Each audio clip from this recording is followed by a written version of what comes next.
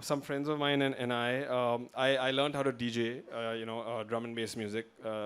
And we had three, four friends who were graphic designers, artists, those kind of people. And we used to just drive around Bombay, to like seedy places. I liked going to these random places because I didn't want to go to some expensive place because I never wanted the music.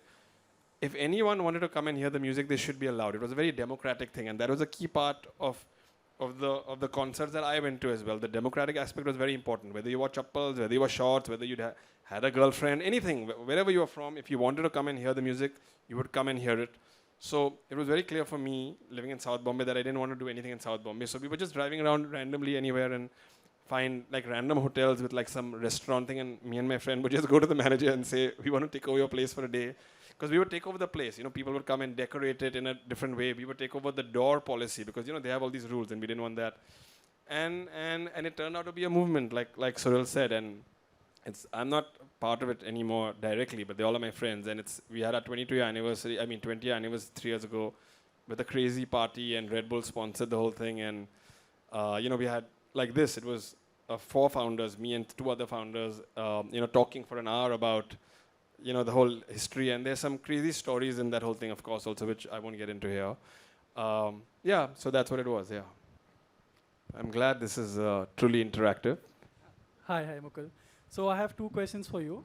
I'm although guilty of not watching the film, but I have read the book. So the question is, there is a certain amount of dichotomy when it comes to a global film based on India, especially something which focuses on class struggle and class dynamics, right?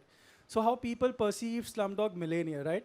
There's of course one side of it that shows the stark reality of what India is, but there's also a challenge of people perceiving India in a particular light. So before producing this movie, did you struggle with that thought? What were the challenges? Yes, there was the shadow of Slumdog on some level. We were aware of it, which had a mixed reception in India. A lot of Indians didn't like it. Some Indians call it poverty porn, all that stuff.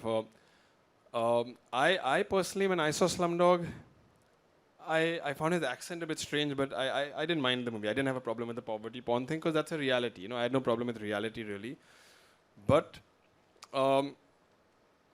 we were definitely very cognizant of the fact that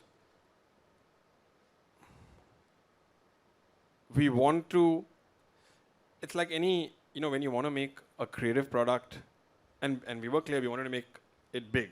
So we want to make a creative product for everyone to see it. Not that Ramin and me were like, let's make a little cool art house movie that we're going to, 50 friends will watch, so it can be as weird as possible. We wanted it to, honestly, it's like this. It's really like the book. It's about, you have to dig down into a core, like create your fate. So a lot of times when we are in the script stage, in the shooting stage, and in the editing stage, and in the trailer stage, this was in our head. That how do we balance it? Some facts will obviously not be, or some parts of the movie, everybody's not going to love it. You're not making something, you're not making Avengers Infinity War. You're making The White Tiger. It is a story about something, about a man breaking through some reality that does exist for people in India. So it's a mix of specificity and universality.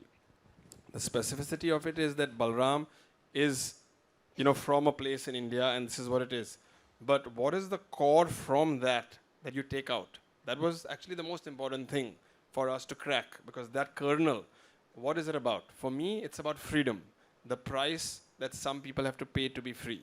So once we crack that kernel, create your fate. Anyone knows what create your fate is. Everyone, even the billionaire in the world, in America, Bill Gates or some guy out here has to create their fate. So it's really about finding the truth and staying on the course of that truth, that you can come through it, on the other side.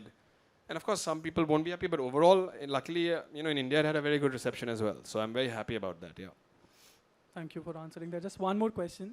Sure. So also you chose Ramin as the director for the movie, for an Indian film, right? So Ramin is the son of an Iranian immigrant based out of, born and brought up in New York, Yes. right? I would say I chose him and he chose me.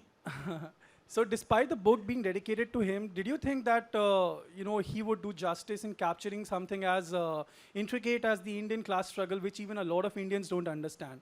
So what was your thought process behind choosing him as the director rather than an Indian director who would understand or probably understand this class struggle better?